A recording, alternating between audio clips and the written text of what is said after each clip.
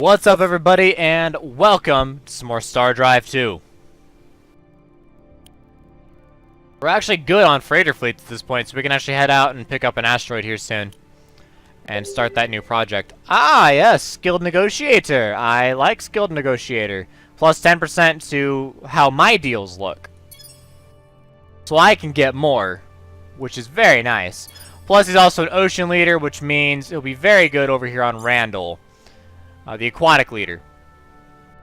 So, basically provides a bonus to farming, production, and research on ocean worlds. And half of the bonuses to Gaia or Terran worlds. So, this is an ocean world. And it will have an ocean leader. Ah, we found someone at long last. I can't say I'm too happy about that, but I guess we'll just have to deal with it. Okay, you don't have that many techs. That's good. So you can see, well, I guess you can't see it because we haven't actually done anything yet. Normally, Xenomine would be worth 240, but it's actually worth 264. You can see that actually with Research Lab. 240 versus 264. So the highest we have is 495. The highest they have is 1800 with automatic factories. Okay. I would like... yeah, Research Lab. Honestly, I want Research Lab. I'll give you Cloning Center, because I don't give a crap about Cloning Center at all. A lot of these early techs that I'll be getting a whole bunch of, I don't really care. But Research Lab I do want, like right now. It'd be very helpful. And Cloning Center really never helps. I don't know, maybe it'll help the AI more. I don't know. I can just research it. Whatever. We're done. Alright. 255. Then here. There's a lot of stuff you can do in diplomacy. The humans are kind of a bad example. They're greedy. So I can't really do much with them. But there is a lot you can do in diplomacy. So I am honestly surprised they don't have more tech. It's a little odd. But I'll take it. You know, whatever. Xenomine on Drell. Yeah. Losing a little bit of money, but I'm not too concerned. What's up? The United Federation, that's quite a presumptive name for a race of space apes who've only one sentient species on their planet. But is there more than these humans than just arrogance and greed? We've reached out to their fleet commander to try and gain some perspective on this interesting species. Yes, there is more to our species than arrogance and greed. What kind of question is that? Who are you people? What is the origin of this transmission? Hello? Oh, and it looks like we've had a connection problem. Well, I don't think that the space monkeys are going to be very strong contenders this cycle, do you? Let us know on our forums. Until next time, this has been GNN. Yeah. Just so happened we stumbled across him at the exact moment, huh?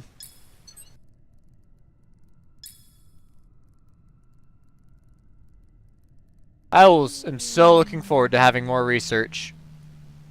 So looking forward to more research, but we need the production first. We have to get these things built. We're not that far behind in research, it would appear, so... automated rover base, star base.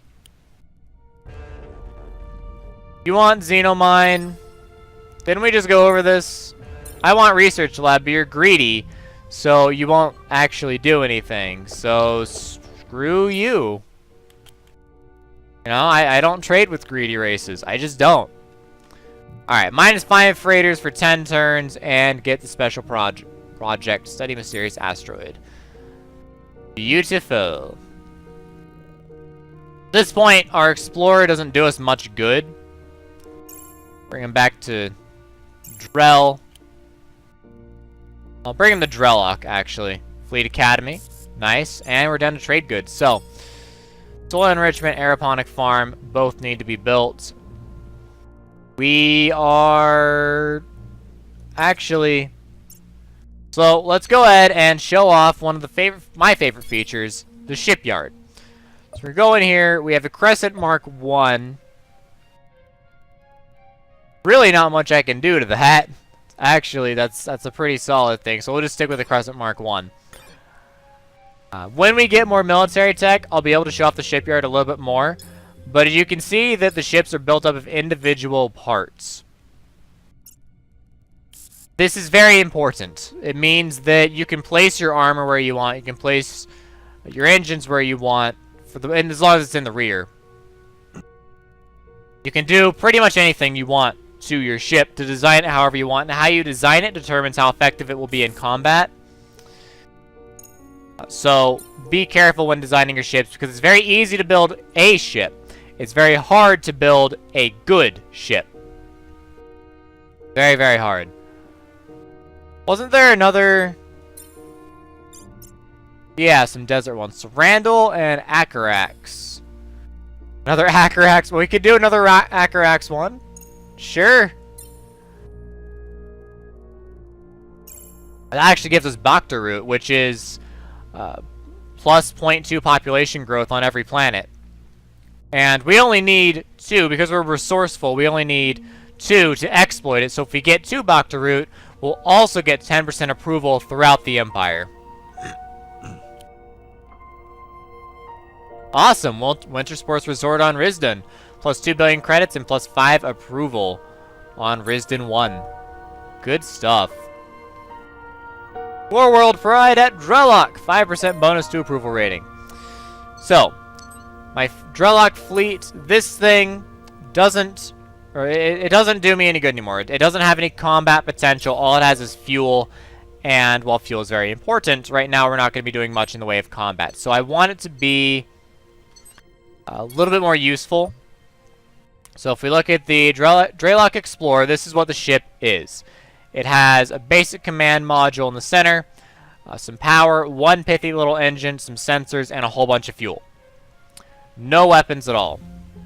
Look at the screener. It's in a little bit of a different situation. So what we're looking at is, so basic command. We need to make sure this stays on the ship somewhere. We need a command module. The bridge reduces the command point cost of a ship by 1 on the strategy map. Provides 10% damage bonus to the equipped ship. The cockpit also reduces the command point cost of ships by 1, but only for frigate-class vessels. So this is a frigate-class vessel. So we want to make sure that they have cockpits on there so that they will cost the same as the Drellock Explorer. So the screener looks pretty nice. I like it. It has flak, a lot of little point defense lasers. It's not bad. Heavy Scythe Mark 1. Forward shooting ship. With a nice little bit of armor there, so it's a little durable. The Pike Mark 1. Very durable missile ship. Okay, interesting. The Emissary. Oh, this is a bomber. So these bombs are useful for attacking planets, for invading planets. You can bombard the planet first and soften up the defenses. You can kill the population, you can destroy buildings, and you can hit the infantry that are there that are defending if you want to. I personally don't use bombs. It doesn't seem to be worth it to me, but they have their place, I suppose. Neurotoxin bombs are really great, but really only against civilians. I mean, if you want to wipe a planet and just completely annihilate a planet from existence and make it, you know, uninhabited, neurotoxin bombs are definitely the way to go, but I don't really care about them, so let's not worry about it too much. So I think what we're going to do is we're going to upgrade to... I don't know. We'll upgrade to the Pike. So we'll take this ship, we'll say Pike, and refit. So it went into Drellock, into the build queue, and you'll see 32 for exploration frigate refit. Now, the Pike itself is actually... the Pike itself is actually a little bit more than that. So Drellock Explorer, replace that with the Pike. The screener's cool. I like that. See, the Pike is actually 84 production. But because the exploration frigate already has some of the stuff in place, it's already been built, it takes a lot less to just refit it. So we'll go ahead and make ourselves a Pike and add that into our fleet. It's not going to be super great, but it's something. Warrior labor. Ah, yes. Labor leader, research leader, farming leader. I love these types of leaders. They're so good. So 200 billion credits to hire him now. I'll do it. He gives us 10% to basically everything to every planet in the system, which is so huge. I'd love that to be on the Drelloc system. And actually, yeah, I'll do that. Yeah, because we already have a guy here. We'll go ahead and switch it out. I want it to be the Tigre. So he's coming over. He's going to take over our capital system. And then I'm going to move our labor leader shipwright to this system over here, Acarax. Yes, sirree. Give me that for a little bit of health. Food. I should say food, not health. Depends on the game you're playing. Rover Bay, Aeroponic Farm, Starbase, Infantry Base, Xenomine, Soil Enrichment, Fleet Academy. Alright. Did I even build a Fleet Academy over here? Yeah, I did at some point. Alright. What's up? Oh, yeah. Okay. Xenomine on Randall. So everyone is building something, yes? We have another colony ship on the way. Look at that. Little pirate fleet coming for me. Oh yes, that's the food right there. Soil enrichment. Heck yes. Boom. Right into research. That's what you want to see. 9 research.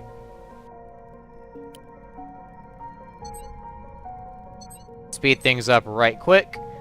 We'll dump 1 into Mysterious Asteroid for now. Just go defend the planet. Why not?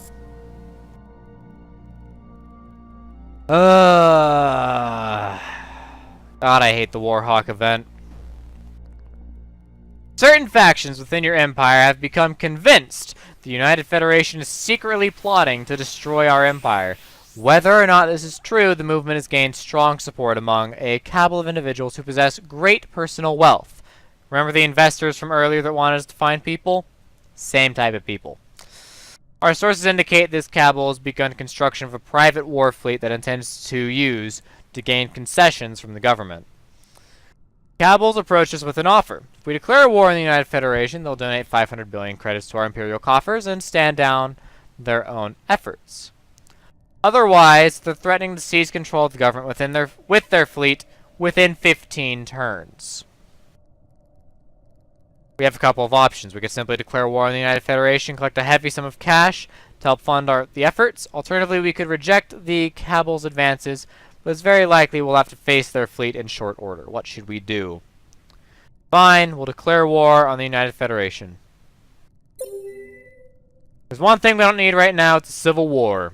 Much better to fight some aliens abroad than our friends at home.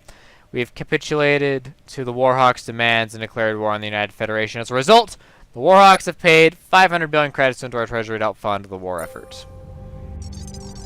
Getting in here with our final segment of racial profiling. Today we're looking at the Opterus Hive and asking, why aren't they dead yet? Sentient cybernetic organism is sure to be a strong contender in this cycle, having evolved well beyond any sort of emotion or morality that might keep its expansionism in check. We reach out to the Hive and ask what its goals are this cycle. Query received, output, Opterus Protocol 0, survive, Opterus Protocol 1, explore, expand, exploit, end transmission. With that kind of charisma, we're sure the Opterus will be a popular race among its competitors for the stars. Well, that's all for today's show. Until next time, this has been GNN. Yeah. Lucky for us, we're so far away, this war is not going to be an issue. That doesn't mean I like it. Woo! Low G adaptation. +1 bonus to production per worker on low G worlds, including asteroid belts. Molo Farm. They add lots of food, but add a -10 approval rating. Pollution Resequencer. Reduces pollution creation by 25%. Very helpful. Okay, let's start working on research.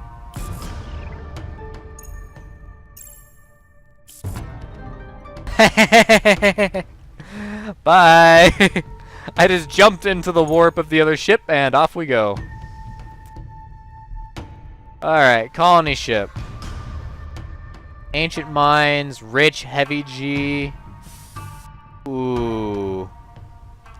Let's do this one, actually. Ancient mines and rich. Very nice combo. Bye-bye!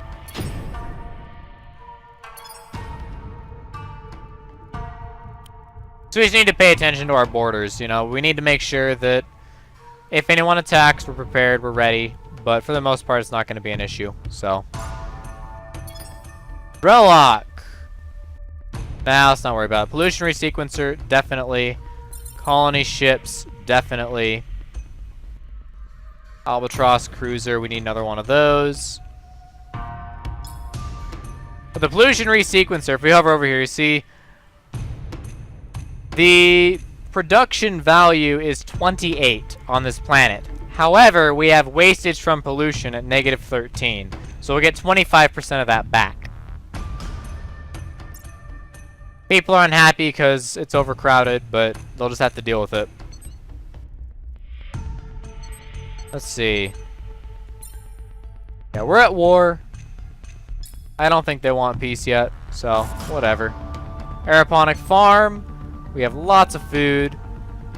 Let's get some more production going. We'll get this stuff built. Randall. Alright. Lots and lots of food still in the system. Just in time to do this. 8 production per worker. Look at that. So nice. Alright. Do just the standard little bits there. Alright, off you go. Have fun. Planets are all building things. Great. Fleet Academy. Is that it? That is it for you. Pollution Resequencer. Fleet Academy on Drell 4. Also get a Pollution Resequencer going for you. Fleet Academy on Randall 1. Pollution Resequencer. Soil enrichment, aeroponic farm. So you notice soil enrichment costs nothing. It's so powerful. So very powerful. I greatly enjoy it. Alright, Astrometrics Lab. So we get a research lab. We can give +5 flat research, which is so powerful. +3 research per scientist for Imperial Universities. And Astrometrics Labs, which you can build research ships with. Again, very cool. Very nice. We want to see... Oh, I don't know. Why don't we just pump it into the mysterious asteroid for now? And then next we're going to work on particle physics. Well... No, we're going to get advanced materials. We need those fighter bays. But first will be 15 turns to study the mysterious asteroid. Not a super major project for me, but it does help. At least it helps a little bit.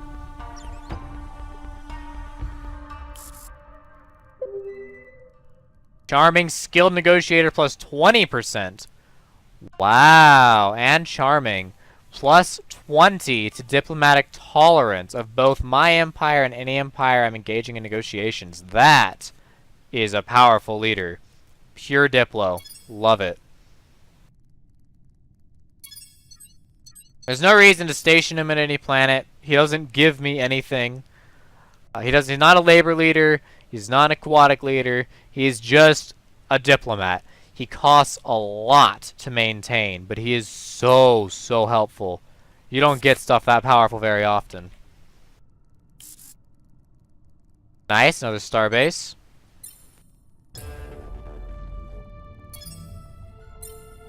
So a peace treaty, wow, they're valuing their peace treaties being very, very important. I'm just gonna ignore that. You know, I don't care. We can't get across, well, okay, maybe. You could get across the gap. I don't think you'd be able to get to one of our planets. Now, if I went over here and put a planet, then yeah. What's up? Another galactic war!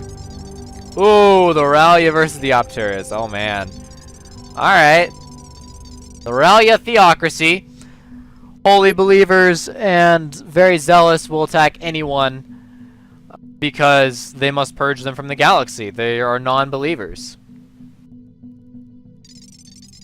The Elder God does not recognize Opturus as living creatures, merely a mechanical menace that stands to thwart his plans, and it is now our sacred duty to eliminate that menace. Well, I'd hate to be on their bad side, which is why GNN operates out of a fortified bunker in a remote location. Until next time, this has been GNN. Evolutionary sequencer. Good stuff. Getting that colony ship all nice and built up. Alright, so we're going to have to switch over, boost our economy here soon. Now, soonish. Which means taking... Well, let's see. We'll go ahead and let it go one more turn. There we go. Alright. Whoop! Ah, yes! That's no asteroid! Our study of the artificial asteroid has revealed some startling results. Quantum dating places the age of the object at nearly 2.3 billion years old. The object is infused with large quantities of jet black substances, proven highly reactive to organic materials. When exposed to biomatter, this proto-molecule is capable of quickly integrating with and altering the gene sequences of the underlying biomatter. We can either stop researching the asteroid, or we can get rid of 2 citizens from a populated world and expose them to the material. Minus 20 approval for 20 turns, but it gets us continuing the research, so we need you to build stuff still, but we need money, so only a +2, really. Okay, +2. Here we go. -2. Go, keep going. Where's... Alright, fine. We'll up the tax rate. Be really freaking high. Wow. That's much higher than I would like. Oh well. It is what is necessary. So let's see. Actually, let's just put you over here. Why dilly-dally? Let's just put you on this planet right here.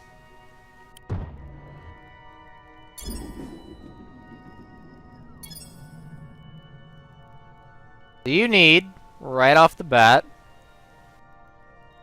aeroponic farm to get +3 food for the colony, rover bay, xenomine, research lab, starbase inventory base, all sorts of stuff. Rover bay first. Alright. Well, good luck to that one. Fortunately, our research is not going quite as smoothly as we would like right now, but we'll just have to make do.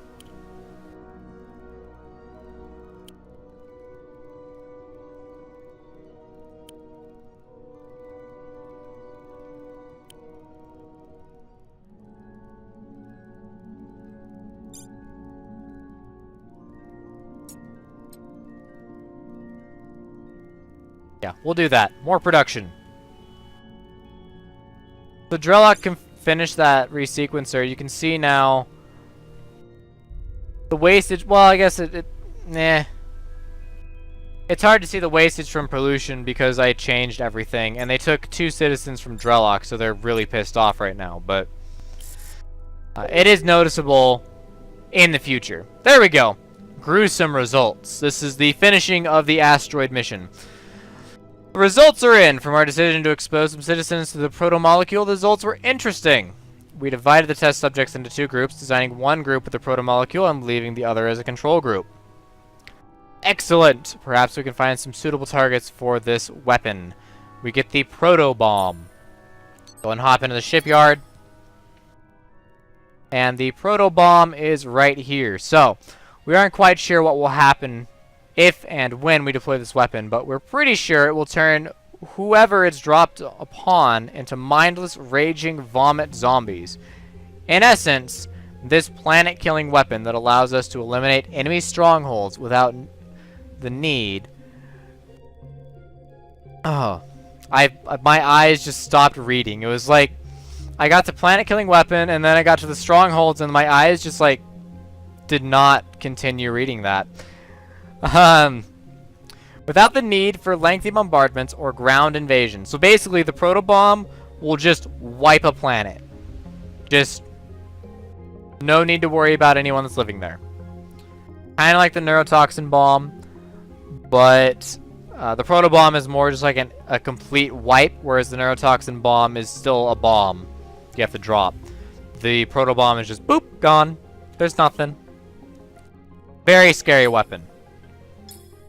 I normally don't use that type of stuff, but I figured I'd at least show it to you guys. It only costs 2 population, so I'm not overly concerned. But that is it for this episode, guys. So as always, thank you for watching, and I will see you next time with some more Star Drive 2. DFTBA.